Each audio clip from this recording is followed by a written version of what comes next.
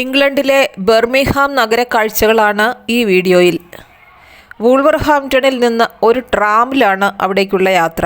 45 minute കൊണ്ട് സിറ്റിയിലെത്താം. പോയി വരുന്നതിനായി £5 ticket നിരക്ക്. ട്രാം യാത്ര പുറപ്പെട്ടു കഴിഞ്ഞു. അല്പസമയത്തിനുള്ളിൽ തന്നെ വൂൾവർഹാംപ്റ്റൺ സിറ്റിയുടെ അതിർത്തി കടക്കും. അത് കഴിഞ്ഞാൽ പിന്നീട് നഗരക്കാഴ്ചകളൊന്നുമില്ല. പ്രകൃതി കാഴ്ചകൾ ആസ്വാദ്യകരവുമല്ല. വലിയ ഭംഗിയില്ലാത്ത പ്രകൃതിയാണ്. തണുപ്പുകാലമായതിനാൽ അസ്ഥിപഞ്ജരം പോലെ നിൽക്കുന്ന മരങ്ങൾ മാത്രം കാണാം. എന്നാൽ ട്രെയിനിൻ്റെ ബഹളമൊന്നുമില്ലാതെ ഒരു ട്രെയിൻ യാത്ര, അതാണ് ട്രാം.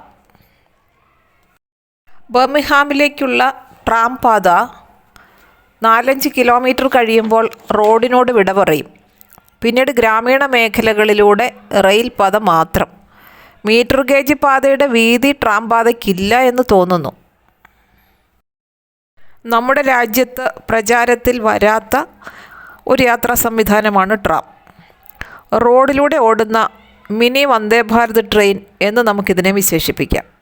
3-4 ബസ്സിൻ്റെ അത്രയും മാത്രം വലിപ്പമുള്ള ഒരു മിനി ട്രെയിൻ. ഇവ ബസ്സുകൾക്കൊപ്പം റോഡിലൂടെ ഓടുന്നു, പ്രത്യേക പാളത്തിലൂടെ. ട്രെയിനിൽ എന്ന പോലെ സുഖകരമായൊരു യാത്ര. ഇന്ത്യയിൽ കൽക്കട്ടയിൽ ട്രാം സംവിധാനം മുൻപേ നിലവിലുണ്ട്.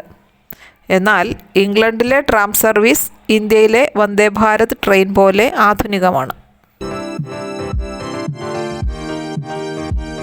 ഏഷ്യയിൽ ആദ്യമായി ഇലക്ട്രിക് ട്രാമുകൾ ആരംഭിച്ചത് കൽക്കട്ടയിലാണ്. 1902 ഇവിടെ ഇലക്ട്രിക് ട്രാമുകൾ ഓടിത്തുടങ്ങി.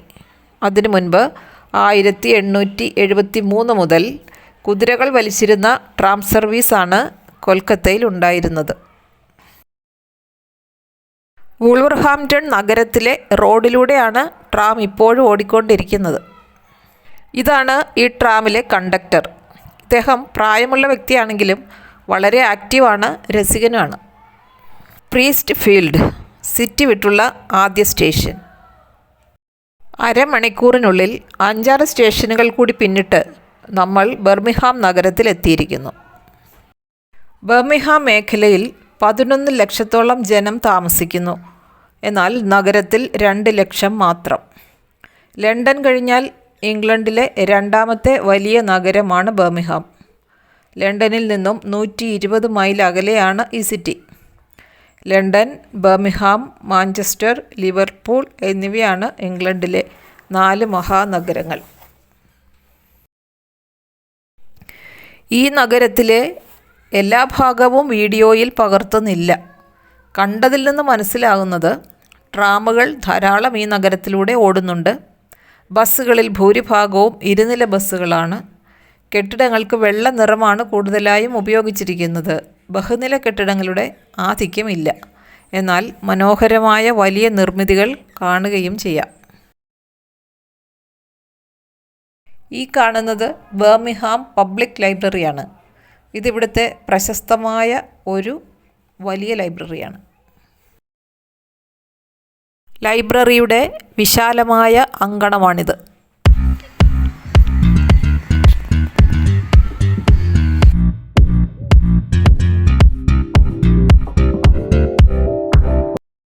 ലോകപ്രശസ്ത സാഹിത്യകാരനായ വില്യം ഷേക്സ്പിയറിൻ്റെ സ്മരണയ്ക്കായി ഒരു മുറി ഇവിടെ സമർപ്പിച്ചിരിക്കുന്നു.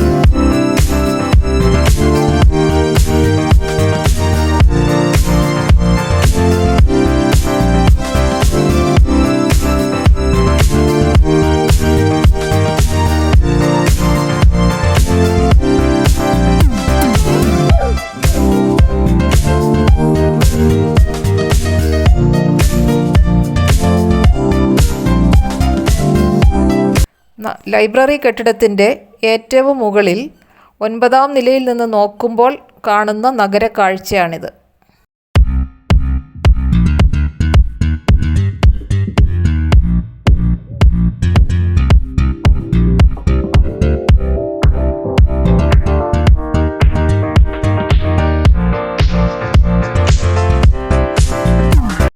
കാർമേഘങ്ങളാൽ മൂടിക്കെട്ടിയ ആകാശം ഇംഗ്ലണ്ടിലെ ഒരു പതിവ് കാഴ്ചയാണ്. ദാ ഇപ്പോഴും അങ്ങനെ തന്നെ.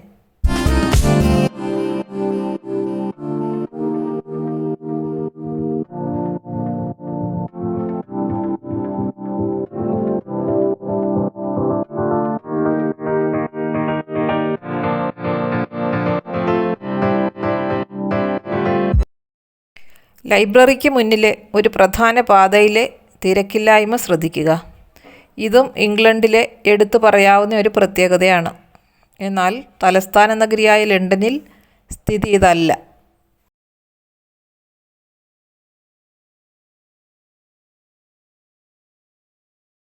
സുന്ദരമായ ഒരു നഗരക്കാഴ്ചയാണ് 9ാം നിലയിൽ നിന്ന് ചുറ്റുപാടും നോക്കുമ്പോൾ.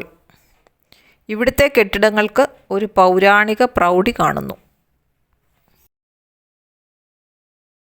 ലൈബ്രറി കെട്ടിടത്തിൻ്റെ 9ാം നിലയിലെ ബാൽക്കണിയിൽ 3 സ്കൂൾ വിദ്യാർത്ഥികൾ തണുപ്പ് ആസ്വദിച്ച് നൃത്തം വയ്ക്കുന്നു.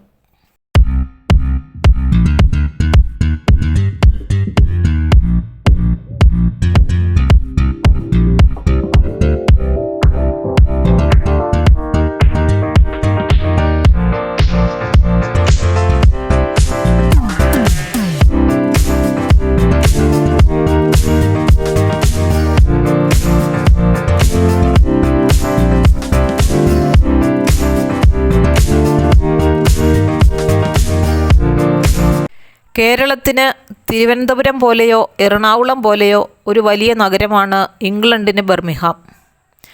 എന്നാൽ ഇവിടുത്തെ ജനത്തിരക്കില്ലായ്മയും വാഹനത്തിരക്കില്ലായ്മയും വിശാലമായ സ്ക്വയറുകളിലെ ശൂന്യതയും നമ്മൾ പ്രത്യേകം ശ്രദ്ധിക്കേണ്ടിയിരിക്കുന്നു.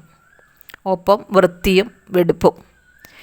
ഇവിടെ കണ്ട ജനങ്ങളിൽ പകുതിയിലേറെ പേർ ഈ രാജ്യക്കാരല്ല എന്ന് ഒറ്റ നോട്ടത്തിൽ മനസ്സിലാവും. ഇന്ത്യക്കാർ, പാകിസ്ഥാനികൾ, ആഫ്രിക്കക്കാർ ഒക്കെ ധാരാളമുള്ള രാജ്യമാണ് ഇംഗ്ലണ്ട്. മുൻപ് ഒരു ദിവസം ഞങ്ങൾ വൂൾവർഹാംപ്റ്റണിലൂടെ നടക്കുമ്പോൾ അപ്രതീക്ഷിതമായ ഒരു ശബ്ദം കേട്ടു. ഒരാൾ റോഡിൽ നിന്ന് സുവിശേഷം പ്രസംഗിക്കുന്നു. അതൊരു ആഫ്രിക്കക്കാരനായിരുന്നു. ആരും അത് ചെവിക്കൊള്ളുന്നില്ലെങ്കിലും നമ്മുടെ നാട്ടിലെ പോലെ അയാൾ അയാളുടെ ദൗത്യം തുടർന്നുകൊണ്ടേയിരുന്നു. ഒരുപക്ഷെ അയാളുടെ അടുത്ത് അത് 10 മിനിറ്റ് നേരം ശ്രദ്ധിച്ച് നിന്നത് ഞങ്ങൾ മാത്രമായിരിക്കും. എന്താണ് ഈ രാജ്യത്ത് അയാൾ വിളിച്ചു പറയുന്നത് എന്നറിയാനാണ് ഞങ്ങളത് ശ്രദ്ധിച്ചത്.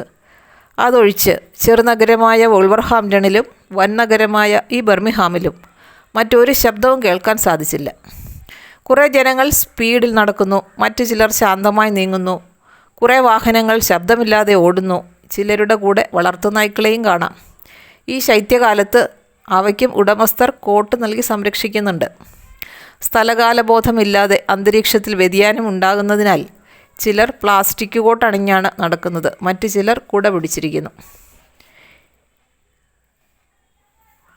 ഇത് ഏറ്റവും തിരക്കുള്ള ഒരു സമയമാണ്, വൈകിട്ട് 5 മണി. ഇപ്പോൾ ഇതാണ് അവസ്ഥയെങ്കിൽ മറ്റുള്ള സമയത്ത് എന്തായിരിക്കും? നഗരത്തിൽ ചെറിയൊരു മഴ ചാറിയിട്ടുണ്ട്. ഒപ്പം ഇത് ശീതകാലമാണ്. താപനില പരമാവധി 7 ഡിഗ്രി.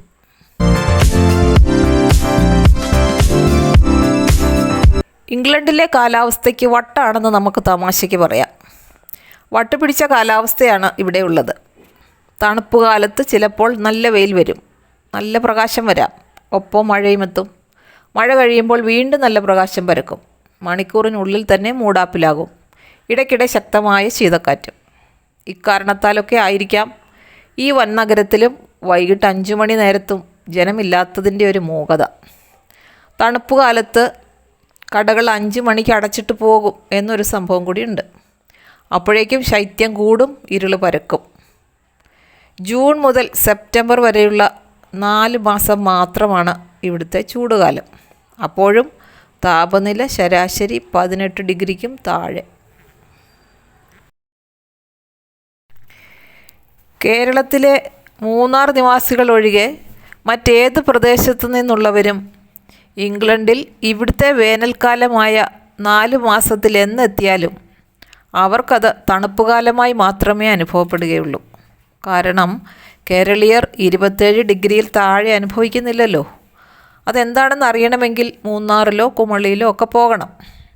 ചൂട് നാടായ കേരളത്തിലെത്തുമ്പോൾ ഉരുകിപ്പോകുന്ന അസഹനീയമായൊരു തോന്നലാണ് തങ്ങൾക്കുണ്ടാകുന്നതെന്ന് ഈ തണുപ്പ് രാജ്യത്ത് താമസിക്കുന്നവർ പറയുന്നു. ഇവിടുത്തെ ശരാശരി 33 ഡിഗ്രി താപനിലയെപ്പറ്റി അവർക്ക് ചിന്തിക്കാൻ കൂടി സാധിക്കില്ല. ഈ കാണുന്ന 3 റോസാപ്പൂക്കൾ ഞങ്ങളുടെ മകൻ 15 പൗണ്ട് നൽകിയാണ് ഇവിടുത്തെ ഒരു കടയിൽ നിന്നും വാങ്ങിയത്. അത് അവന് പറ്റിയ ഒരബദ്ധമാണ്. പിറ്റേന്ന് അവൻ്റെ വിവാഹമാണ്. മണവാളന് കോട്ടിൽ വയ്ക്കാനാണെന്ന് അവൻ കടക്കാരോട് പറഞ്ഞു. കടക്കാരൻ അത് ശരിക്കും മുതലാക്കി അവനെ കബളിപ്പിച്ചു. 15 പൗണ്ട് എന്ന് പറഞ്ഞാൽ ഏകദേശം 1600 രൂപ. നാളത്തെ മണവാളൻ എന്ന് പറഞ്ഞില്ലായിരുന്നുവെങ്കിൽ ഒരുപക്ഷെ 1-2 പൗണ്ടിന് കിട്ടിയേനെ. ഇംഗ്ലണ്ടിൽ മതവിശ്വാസം കുറഞ്ഞു വരികയാണ്. ഒരു മതത്തിലും ഉൾപ്പെടുന്നില്ല എന്ന് ഔദ്യോഗികമായി പ്രഖ്യാപിച്ചിട്ടുള്ളവരുടെ എണ്ണം ബർമിംഗ്ഹാമിൽ 2011 19%. എന്നാൽ ഇത് 2021 ആയപ്പോഴേക്കും 24% വർദ്ധിച്ചു. അതുകൊണ്ട് തന്നെയാണ് ഇവിടുത്തെ പള്ളികളിൽ എത്തുന്നവരുടെ എണ്ണം ഗണ്യമായി കുറഞ്ഞിട്ടുള്ളത്. പള്ളികളിൽ എത്തുന്നവരിൽ ഭൂരിഭാഗവും വൃദ്ധജനങ്ങളാണ്. അവരുടെ കാലം കൂടി കഴിയുമ്പോൾ എന്താണ് അവസ്ഥ എന്ന് ചിന്തിച്ചു കൊള്ളുക. കേരളത്തിലും സ്ഥിതി വിഭിന്നമല്ല.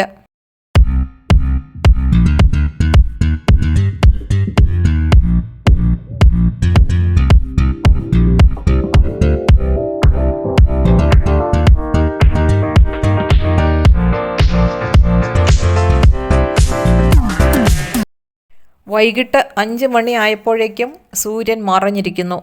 ഇരുൾ പരന്നു തുടങ്ങി. കാർമേഘങ്ങൾ ഇടയ്ക്കിടെ വെള്ളം ചിതറിക്കുന്നു. തന്മൂലം താപനില 7-ൽ നിന്ന് താഴേക്ക് വരുന്നു. നമുക്കിത് അസ്ഥി തുളയ്ക്കുന്ന തണുപ്പായതിനാൽ നഗരത്തിൻ്റെ കൂടുതൽ കാഴ്ചകൾ കാണാനായി ഈ ശൈത്യാവസ്ഥയിലൂടെ നടക്കാനുള്ള ശക്തിയില്ല. അടുത്ത ട്രാമിനുള്ളിൽ ഉടൻ തന്നെ അഭയം തേടാം. 45 മിനിറ്റിനുള്ളിൽ പുറപ്പെട്ട സ്ഥലത്ത് തിരികെ എത്തും.